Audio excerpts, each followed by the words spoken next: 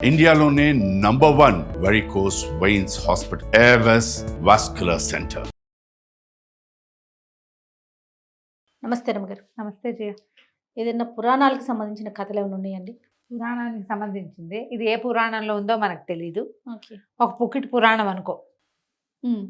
వెరైటీగా ఉంటుంది. ఓకే తెలుసుకోవాల్సిన కథ కిందగానే అనిపిస్తుంది. నారద సంసారం. ఆహా. నారదుడికి సంసారం ఏముంది అయినా అదే కదా కదా. ఏమంటారు, త్రిలోక సంచారి. సంచారి. త్రిలోక సంచారి, త్రికాల వేది. ఆ. చాలా అద్భుతమైన వాడు. బ్రహ్మ మానస పుత్రుడు. నారాయణ నామస్మరణే చేస్తాడు. కాకపోతే ఈయన ఏంటంటే కలహభోజనుడని, తంపుల బారి. నారదుడు తంపుల బారిని అందరికీ గొడవలు పెడతాడని, ఇక్కడ మనం తీసుకెళ్ళి అక్కడ చెప్పి గొడవలకి కారణం అవుతాడని, ఇలాంటి బోల్డ్ అనే కథలు ఉంటాయి. ఈయనకట నారదుడికి తనొక్కడే బ్రహ్మచారినని, ఏ మాయలోనూ తగలకుండా ఉన్నానని ఆయన ఫీలింగ్, ఆయన ఉద్దేశం. ఇది ఒక కథగా చెప్తారనమాట. ఇది జరిగిందో లేదో అయితే మనకు తెలియదు. ఆయన ఎంతసేపు చెప్పేబట్ట ఎవరితో మాట్లాడితే అందరూ మాయలో తగులుకున్నారు, ప్రపంచం అంతా మాయలోనే తగులుకుని ఉంది. బ్రహ్మదేవుడు చూడు సరస్వతీదేవిని మా అమ్మని నాలుక మీద పెట్టుకున్నాడు, ఆయనేమో విష్ణుమూర్తి ఏమో గుండెల్లో పెట్టుకున్నాడు భార్యని, శివుడేమో ఒక ఆవిడని నెత్తి మీద, రెండో ఆవిడికి సగభాగం చేశాడు. ఎవరికి వాళ్ళకి పిల్లలు, సంసారం గోల. ఇంద్రుడి దగ్గరికి వెళ్తే ఆయన సంసారం గోల అయింది. ఎవరి దగ్గరికి వెళ్ళినా, భూలోకానికి వెళ్ళినా, ఆకాశంలో స్వర్గలోకానికి వెళ్ళినా అందరూ మాయలో చిక్కుకుని ఉన్నారు, ఇదంతా మాయ అని అంటూ ఉండేవాడు. ప్రతి వాళ్ళు అనుకున్నాడు ఈయనకి ఎప్పటికి తెలిసి వస్తుందో అలా అనుకునేవాళ్ళు.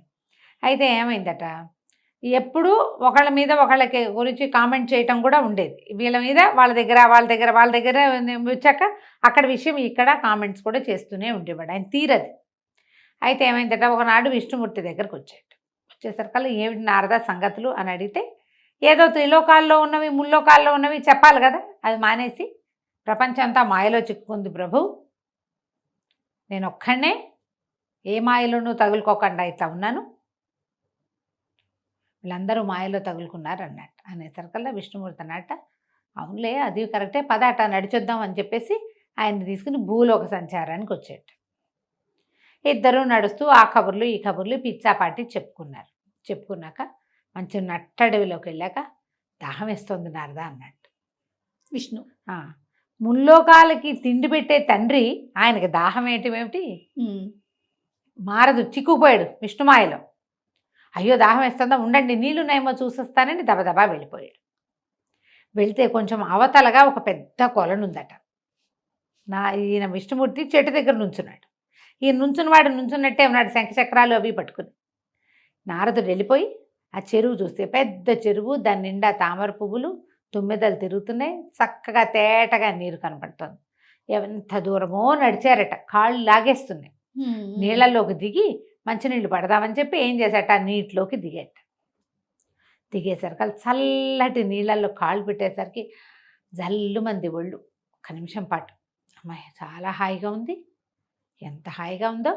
ఒక్క మునకేసి, ఒక గుక్కెడు నీళ్ళు తాగి ఒక్క మునకేసి అప్పుడు తామర ఆకుని దీనిగా చేసి దున్నగా చేసి నీళ్ళు పట్టుకుంటామని ఏం చేసేట ఆయన, వీణ అవి ముందే గట్టు మీద పెట్టాడు, నీళ్ళల్లో మునిగాడు. నీళ్ళలో మునిగి లేచి పైకి లేచేసరికల్లా ఆయన మెళ్ళలో తులసి పేర్లు ఉంటాయి, తులసి పూసలు ఉంటాయి, తులసి పూసలేమో ముత్యాలుగా మారిపోయినాయి. చేతులకి అవి కూడా తులసి మాలలు కట్టుంటాయి, పూలమాలలు అవి కట్టుంటాయి, అవన్నీ గాజులుగా మారిపోయినాయి. ఆయన పిల్లక జుట్టు కాస్త బారెడు వాలు జడగా మారిపోయింది. ఈ ఒంటి మీద ఉన్న నారచీర లాంటిది ఒక పంచ, ఒక ఉత్తరీయం ఇట్లా క్రాస్గా పెట్టుకుంటే అదొక చక్కని చీరగా మారిపోయింది. అమ్మాయి నీళ్ళల్లో తన ఇది చూసుకుని, ప్రతిబింబం చూసుకుని నారదుడు ఎంత బాగుంది ఈ అమ్మాయి ఎవరు అని ఆశ్చర్యపోయి, అది తనేనని తెలుసుకుని నేను నారదుణ్ణి వీణక్కడ పెట్టొచ్చాను, విష్ణుమూర్తికి మంచినీళ్ళు తెస్తానన్నాను, అన్నీ పోయినాయి. ఈ మహాద్భుత సౌందర్యాన్ని చూసుకుంటూ, చేతులు నిమురుకుంటూ, గాజులు అవి పరిశీలించుకుంటూ, తన ఉంగరాలు చూస్తూ, మెడ సవరించుకుని మెడలో ఉన్న వస్తువులు చూసుకుంటూ, ఇట్లా జడింత పొడుగున తాచుపాములాగా వేలాడుతుంటే జడ ముందుకు తీసుకుని అల్లుకుంటూ ఇవన్నీ మర్చిపోయాడు. బయటకు వచ్చి ఆ చుట్టూత చెట్ల పువ్వులుంటే పువ్వులు చూడగా అబ్బా ఎంత బాగున్నాయి ఆ పువ్వులని ఓ 2 చెట్ల పువ్వులు కోసుకోవటం మొదలుపెట్టాడు. అయిపోయింది, మాయలో పడిపోయాడు ఆ దెబ్బకి. అంతే. అక్కడి నుంచి ఏమైందట, విష్ణుమూర్తి నవ్వుతూ చూస్తున్నాడు. ఇదంతా ఆయనకు తెలుసు కదా, జగన్నాటక సూత్రధారి చూస్తూ ఉన్నాడు. అక్కడి నుంచి ఏమైంది, ఒక దారిలో ఒక రాజకుమారుడు ఒక ఆయన గుర్రం వేసుకున్నట్టు వస్తూ విష్ణుమూర్తిని చూసి ఆయన విష్ణుమూర్తి అనుకోలే, ఎవరో పెద్ద మనిషి అనుకున్నాడు. శంఖచక్రాలు మన కథలో కనపడితే కానీ ఆయన కనపడలా. ఇక్కడ ఎక్కడైనా నీళ్లు దొరుకుతాయండి అని అడిగాడు. ఈ పక్కనే చెరువు ఉంది, వెళ్ళమన్నాడు. ఆ కుర్రాడు గుర్రం వేసుకుని రాజుగారు అబ్బాయి అటు వచ్చి ఆయన మంచినీళ్ళ కోసం చెరువులో దిగి ఆ చెరువు పక్కన ఉన్న పువ్వులు కోసుకుంటున్న మహాద్భుత సౌందర్యవతి అయిన అమ్మాయిని చూసి మైమరిచిపోయాడు. ఎవరమ్మాయి నువ్వు ఏమిటి అని అడిగాడు. నేను ఎప్పుడు ఇక్కడే ఉంటానని చెప్పింది. అమ్మాయి ఎవరంటే ఏం చెప్తుంది. అక్కడి నుంచి అబ్బాయి అన్నాడు, నువ్వు నాతో రా, నువ్వు నాకు ఎంతో నచ్చావు, మన ఇద్దరం పెళ్లి చేసుకుందాం అనేసరికల్లా ఆ నవయువకుడిని చూసి మైమరిచిపోయిన ఈ అమ్మాయి రూపంలో ఉన్న నారదుల వారు వెళ్ళిపోయాడు. రాజకుమారుడితో పాటు వెళ్ళిపోయారు. అక్కడ మరి శరీరం పనిచేస్తుంది కదా, శరీరం దాని ధర్మాన్ని అది నిర్వర్తిస్తుంది. అంతే కదా. వెళ్ళిపోయాక ఎంతో అన్యోన్యంగా ఉన్నారు రాజకుమారుడు నారద గారు. ఎంత అన్యోన్యంగా ఉన్నారో. వరుసగా పిల్లలు పుట్టారు. 60 మంది సంతానం కలిగారట. ఎంతో చక్కగా పిల్లలకి ప్రభవ, విభవ, శుక్ల, ప్రమోదూత ఇలాంటి చక్కగా పేర్లు కూడా పెట్టుకున్నారు. పెట్టుకున్న తర్వాత ఏమైంది, కొన్నాళ్ళు అయిన తర్వాత విష్ణువు ఇదంతా చూస్తున్నాడు సరదాగా.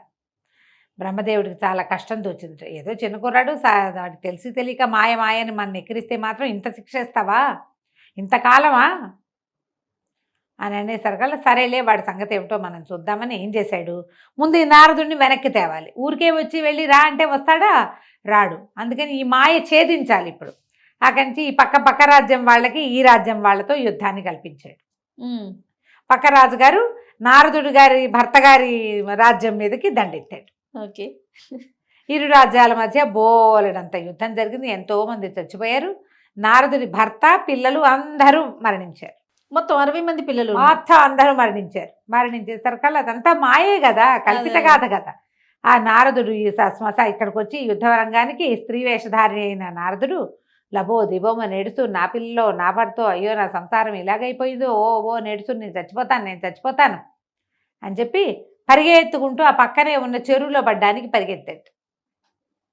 పరిగెత్తేసరికల్లా వెనకాల నుంచి పట్టుకున్నట్టు విష్ణుమూర్తి.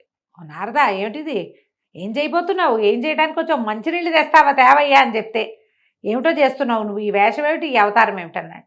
నేను నారదుడిని ఏమిటండి, నన్ను నారదుడు అంటారు, నా భర్త పిల్లలు చచ్చిపోయారు, నేను చచ్చిపోవడానికి వెళ్తున్నాను, ఆత్మహత్య చేసుకోవడానికి ప్రాణత్యాగం చేయడానికి వెళ్తున్నాను, మీరెవరో నాకు తెలీదు, నన్ను వదిలిపెట్టండి అని గింజుకుంటున్నట్ట విష్ణుమూర్తి కనిపించినా సరే.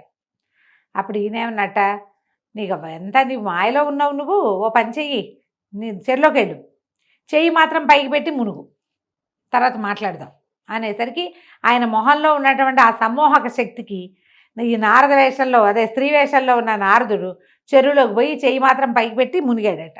తలారా మునిగేసరికి ఆ తెగబారెడు కూరలన్నీ పోయి పిలక చుట్టూ వచ్చింది ఆయనకి, వస్తువులన్నీ పోయి తులసి పేర్లు వచ్చినాయి. చెయ్యి మాత్రం నీటిలో మునగలేదుగా, చేతి గాజులు, ఇక్కడ స్త్రీలు పెట్టుకునే ఆభరణాలు మాత్రం ఉండిపోయింది. ఈ నీళ్ళలో నుంచి లేచిన నారదుడు ఒక తామరాకు లాగి నీళ్లు పట్టడానికి ఇట్లా నీటిలో ముంచేసరికి ఆయన చెయ్యి కనపడింది.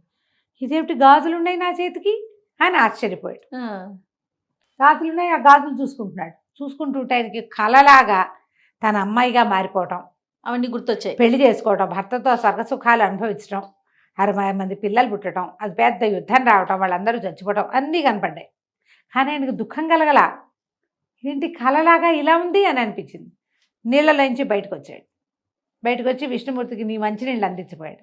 ఆయన నీళ్ళు అందుకుంటూ మాయ బాగుందా నారదా అని అడిగాడు. అనేసరికల్లా ఆశ్చర్యపోయాడు. ప్రభు అదంతా నిజమా అన్నాడు. అదంతా నిజంగానే జరిగింది, నువ్వు అనుభవించిందే. చచ్చిపోతానంటే చెయ్యి బయట పెట్టి స్నానం చేయమన్నాను నేను, ఆలోచించుకో.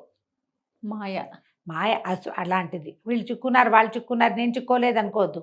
అది నిన్నంటలేదు కాబట్టి, నిన్నంటిందా ఇక నీదేం లేదు, ఇంకా నువ్వంటూ ఉండదు, ఇంకా అదే కదా, అది వదిలిపెట్టదు. మాయాదేవి అంత పని చేస్తుంది. ఆ తర్వాత ఇంకెప్పుడు నారదుడు ఇలాంటి మాటలు మాట్లాడలేదట. కానీ తన తండ్రి దగ్గరికి వెళ్ళి నాకు సంతానంగా కలిగిన 60 మంది పేర్లు చిరస్థాయిగా ఉండేలాగా చేయమని బ్రహ్మదేవుడిని అడిగాడట. అడిగితే అప్పుడు మన తెలుగు సంవత్సరాలకి ఆ పేర్లు పెట్టారు. ప్రభవ, విభవ, శుక్ల, ప్రమోదూత. ఆ సంవత్సరాల పేర్లు నారదుల వారి కుమారులని చెప్తారు. నారదుల వారు అమ్మాయిగా మారినప్పుడు పుట్టిన కుమారులు. కథకంచికి మనం ఇంటికి. భలే ఉంది రమ్మ గారు, చాలా బాగుంది.